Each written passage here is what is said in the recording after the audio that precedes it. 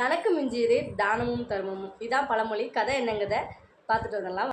அழகே அழகே எதுவும் முருகர் அப்படின்னு ஒரு கணவரும் மனைவி மீனா அப்படிங்கிறவங்களும் வாழ்ந்துட்டு வராங்க. இந்த முருகர்கிட்ட ஒரு இயல்பான குணம் என்னென்னா, அவருக்கு ரொம்பவே தர்மம் பண்ணுற குணங்கள் நிறைய இருந்துச்சு. தனக்கு என்ன இருந்தாலும், தன்னிட்ட என்ன இருந்தாலும் தர்மம் பண்ணுவார். யார் என்ன கேட்டாலும் தர்மம் பண்ணுவார்.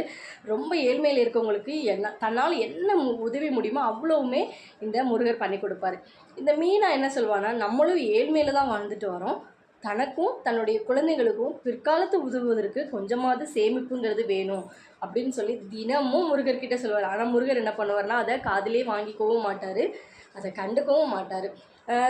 தினமும் அவருடைய வேலை காலையில் விவசாய நிலத்துக்கு போவார். தனக்கு என்ன கிடைக்குதோ அதை எடுத்துகிட்டு விவசாயத்தில் என்ன கிடைக்குதோ அதை எடுத்துகிட்டு பலனை 4 மடங்கு இருந்துச்சுன்னா 3 மடங்கு தர்மத்துக்கு பண்ணிடுவார், 1 மடங்கு தன்னுடைய குழந்தைங்களுக்கும் மனைவிகளுக்கும் கொடுப்பாரு. இப்படி அவங்க வாழ்க்கை போய்கிட்டு இருந்துச்சு. ஒரு வருடம் அவங்க கிராமத்தில் மழையே இல்லை, பெரிய பஞ்சம் உண்டாக ஆரம்பிச்சிட்டு தன்கிட்ட இருந்து எல்லாத்தையுமே அடுத்தவங்களுக்கு உதவி பண்ணுறதுலேயே கொண்ட முருகர் தனக்கு சேமிப்புங்கிறத மறந்துடவே செஞ்சுட்டார். இப்படி எல்லாத்துக்கும் உதவி பண்ணார். 1 வருஷத்தில் பஞ்சங்கள் ஆரம்பிச்சிருச்சு. பசி முருகர் வீட்டுக்குள்ளேயே வர ஆரம்பிச்சிருச்சு. மீனா என்ன சொல்கிறான்னா, இன்றைக்கி மட்டும்தான் நமக்கு சமையல் செய்கிற அரிசி இருக்குது, நாளைக்கு நம்ம என்ன பண்ண போகிறோன்னு தெரியல, குழந்தைங்க பசியில் வாடுவாங்க அப்படின்னு சொல்கிறாரு. முருகருக்கு என்ன பண்ணனே தெரியல, அப்படியே யோசிச்சுட்டே இருக்காரு. மறுநாள் ஆகுது, குழந்தைங்கள்லாம் பசிக்குதுன்னு சொல்லி அழ ஆரம்பிச்சிட்டாங்க. அப்போது முருகர் நினைக்கிறார், நம்ம தான் நிறைய பேருக்கு உதவி பண்ணியிருக்கோம்லாம், அவங்கக்கிட்டலாம் போய் கேட்போம் அப்படின்னு சொல்லிட்டு முருகர் போய் உதவி பண்ண எல்லார்ட்டையும் கேட்க ஆரம்பிக்கிறாரு.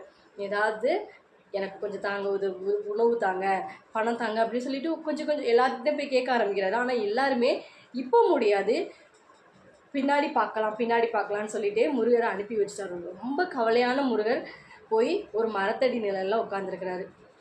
தன்னுடைய கவலையை நினச்சி அவருக்கு கண்ணீர் ததும்பி வருது. அப்போ அந்த ஊரில் ஒரு ஞானின்னு ஒரு முதியவர் இருக்கிறாரு. அந்த ஞானி வராரு, மரத்தடியில் உட்காந்துட்டு, முருகன் உனக்கு என்ன கவலை, ஏன் இப்படி சோர்வாக இருக்கா அப்படின்னு சொல்லிட்டு அவரை கேட்கும்போது முருகன் தன்னை அறியாமலே அழுதுட்டு எல்லா உண்மையுமே சொல்லிட்டான். நான் என்கிட்ட இருந்து எல்லாத்தையும் வச்சு எல்லாருக்கும் உதவி பண்ணேன், ஆனால் இப்போ யாருமே எனக்கு உதவி பண்ண முன் வரலை. என் குழந்தைங்க வீட்டில் பசியால் அழுதுட்டுருக்கு, என் மனைவி என்ன பண்ணுதுன்னே தெரியாமல் உட்காந்துருக்காங்க அப்படின்னு சொல்லிட்டு முருகன் நான் ரொம்பவே அழுது சொல்லிட்டேன். அப்போ ஞானி சொல்கிறாரு, தனக்கு மிஞ்சியதே தானமும் தர்மமும் முருகா, நீ உனக்கு சேமித்து வைத்தது போக நீ தானம் பண்ணியிருந்த அப்படின்னா இந்த பஞ்சத்தில் நீ பிழைத்திருக்கலாம். ஞானி சொல்கிறதெல்லாம் கேட்ட முருகன் என்ன பண்ணுறா, ஆமாம் ஐயா, நான் இன்னைக்கு ரொம்பவே அதை உணர்ந்துட்டேன் அப்படின்னு சொல்கிறார். அப்போ ஞானி இன்னொன்று சொல்கிறாரு, நீ உதவக்கூடாதுன்னு நான் சொல்லலை, உன்னுடைய உதவுற குணம் எப்படி இருக்கணும்னா, நீ இப்போது உணவுகளை கொடுக்குற அந்த ஒரு நேரத்துக்கு நீ உணவு கொடுத்தன்னா ஒரு நேரத்துக்கு நீ விதையை கொடு, அவங்க விளைச்சல் பண்ணி அவங்க அதுக்கடுத்து வாழ்வாதாரத்தை ஆரம்பிக்கட்டும், அது அவங்க வாழ்க்கைக்கு ஒரு எடுத்துக்காட்டாகவும் இருக்கும், வாழ்க்கைக்கு வளர்ச்சியாகவும் இருக்கும் அப்படின்னு சொல்கிறாரு. உடனே இதை கேட்டுக்கிட்ட முருகன் இப்போ அமைதியாக உட்காந்துருந்தான். இப்போ பசியார என் குழந்தைங்களுக்கு என்ன பண்ணுறேன்னே தெரியல அப்படின்னு சொல்லிட்டு அந்த முதியவர்கிட்ட சொல்கிறாரு. அந்த ஞானி ஒரு பையிலிருந்து கொஞ்சம் அரிசிகளை கொடுக்குறாரு. இந்த அரிசியை வைத்து கொண்டு போய் நீ உன் குழந்தைகளின் பசியை கடவுள் உனக்கு வழிகாட்டுவார் அப்படின்னு சொல்லிட்டாரு. முருகன் வீட்டுக்கு வந்தாச்சு, சாப்பாடு செஞ்சு சாப்பிட்றாங்க. நைட்டு சரியான மழை, ஊரில் நல்ல ஒரு செழிப்பு ஆரம்பிச்சிருச்சு. அப்போது மறுபடியும் முருகன் தன்னுடைய வயலுக்கு போகிறாரு. வயலுக்கு போயிட்டு வேலைகள்லாம் ஆரம்பிக்கிறாரு. ஒரு 6 மாதத்தில் எல்லாமே பழைய நிலைமைக்கு மாறுது.